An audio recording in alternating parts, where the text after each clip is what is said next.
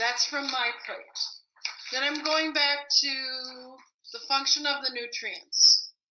So the choices are water, carbohydrates, protein, vitamin A, calcium, vitamin B, vitamin C, vitamin D, fats, and fluoride. First question, matching. What is needed for strong teeth? Anybody remember which nutrient is needed for strong teeth? Fluoride. Good, fluoride. Which is needed for strong bones and teeth?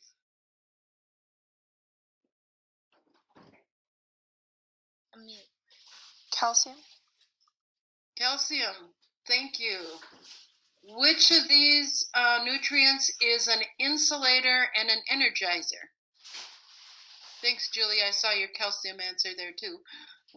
Which is an insulator and an energizer? Carbohydrates. Anybody else?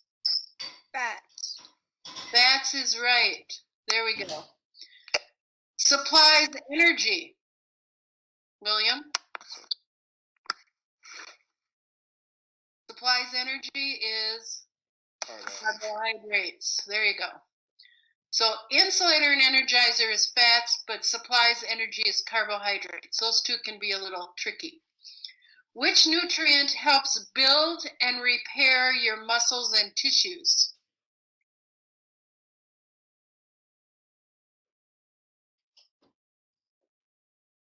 Guesses? Helps build and repair muscles and tissues. You can type it if you don't want to say it out loud.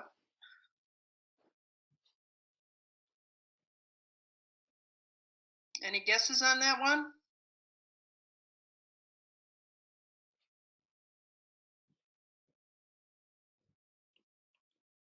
No, not vitamin A. It is protein. Protein. Helps build and repair muscles and tissues would be protein. Next question. Needed for healthy skin and normal vision. I'll give you a hint. It's a vitamin. Madeline is right, vitamin A. And if you remember the question on if you have a lack of vitamin A, you can get night blindness. So kind of helps you remember this one maybe. Needed for healthy skin and normal vision would be vitamin A. Which nutrient is needed for resisting colds? Needed for resisting colds. Julia just typed vitamin C and that's right. A good way might be to remember that. C for colds. We had the B for breads and now we have C for colds. 3 more and then we'll be done with this. The sunshine vitamin and needed for bone development. Which one did we say was the sunshine vitamin again? Vitamin. Yes. Madeline is right. Vitamin D, it's found in sunlight. Needed for waste removal, chemical reactions, moisturizing, and temperature regulation. Got a lot of properties. Julia, you're right. William, what are you putting in? Great, it is water.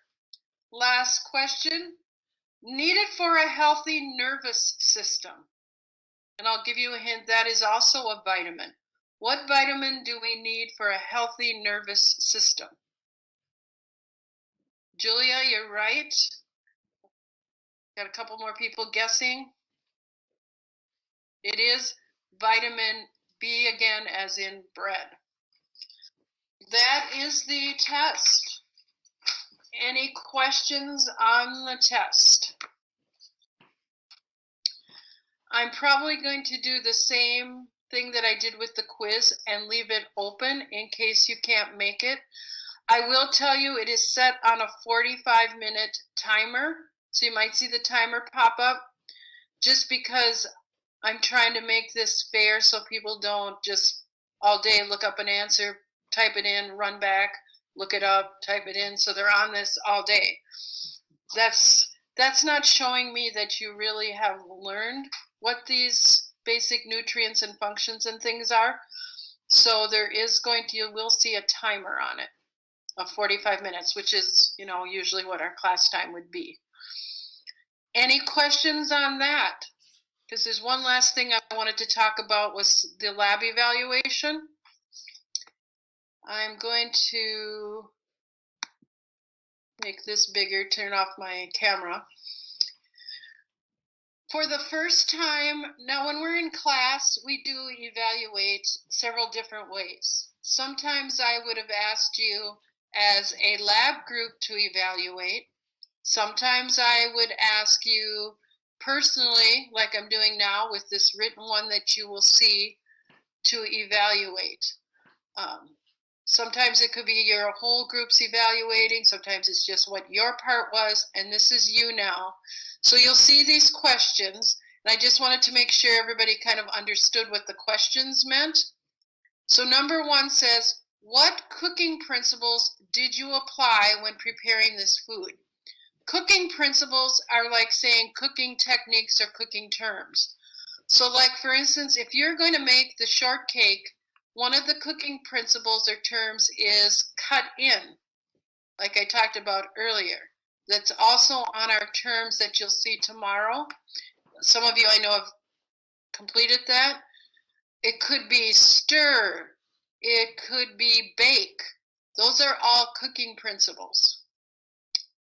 Number 2, on a scale of 1 to 10, please rate the nutritional value and explain your rating. So remember our nutrients. We just talked about them all. And then you put those down here. So you might say carbohydrates, because all these will have sugar. Well, I probably wouldn't give it a 10 as a good nutritional value, because we know sugar is not always the best thing for us. Now I'm putting strawberries on my strawberry shortcake. So I might put vitamins, and yes, vitamins would be better, but I still don't think it would be a 10. It might be a 7 or an 8. You can decide, but whatever nutrients, there'd be fat, because you've got butter, shortening, or oil in your recipe. So you'd have fats, you'd have carbs. You probably have all of them almost in some format, which kind of falls into this one. What nutrients are found in your recipe? I mentioned vitamin C with strawberries, or maybe we have fats because we used butter. That's what goes here. Then there are a series of questions, and I'll bring up the second page in a moment, that will say, describe and evaluate the aroma of this product. I'll bring up the next slide here. The texture, the appearance, and the taste. And I gave an example of words that you could use for aroma. There's a chart of each of these, texture, appearance, taste, in that same lesson folder assignment. I made this chart last year. And the reason I did that is that students would say, like, describe and evaluate the taste of the product. They put good, bad.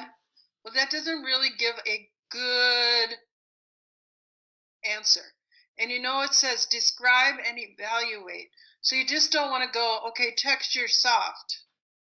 Because I'll probably say that's not really describing and evaluating it. So you might want to think about, and it's fine to say the texture was soft. You might say it was moist, it was crumbly. That's why I am evaluating that, using that word. Aroma. It could be buttery smelling. It might be hopefully not burnt. And then describe why you're saying it's sweet. Describe why it's burnt, hopefully not. But don't just give me the word, but describe why you selected that word, or words. It can be more than one word. It doesn't have to be just one single word. So on aroma, texture, appearance, and taste, you'll see these charts. Hopefully that makes sense. What changes would you make in the recipe if you prepared it again? And you might not make any changes. sometimes students will say, oh, I wish I would have added this, or I think I wouldn't have done this. And sometimes you might say, it was fine, I wouldn't change anything. That's okay to say. And it says, list any difficulties your group had. Obviously, you're not in a group, but any difficulties you had. And I will just say, I don't take off points because you had difficulties. It's okay to say, I did burn it. I accidentally put in a tablespoon of baking powder instead of a teaspoon. I don't go, oh, that's wrong, so you get that one wrong. No, you're evaluating your product, your experience in the lab. I'm going to come back here and put that back on so you can see me again. Does that make sense? Does anybody have questions on that? It's the first time we're doing a evaluation like that, so I just wanted to make sure that everybody kind of understood it. And the reason I put it's due not till Monday or whenever, remember you have a week window to do your quick bread. I just put Monday as a date, but actually it would be within a week. So by next Friday, you would also have your lab done and you'd have your evaluation. And I know some of you already have done this, and then it's harder to maybe think of what the aroma was. But try your best, and it is easiest, I think, to do it right after you make it versus, waiting to, oh yeah, I forgot to do this 2 weeks down the road. And these are summatives. This evaluation is a summative, so you're going to want to make sure to do that. Any questions on anything that anybody has before we sign off?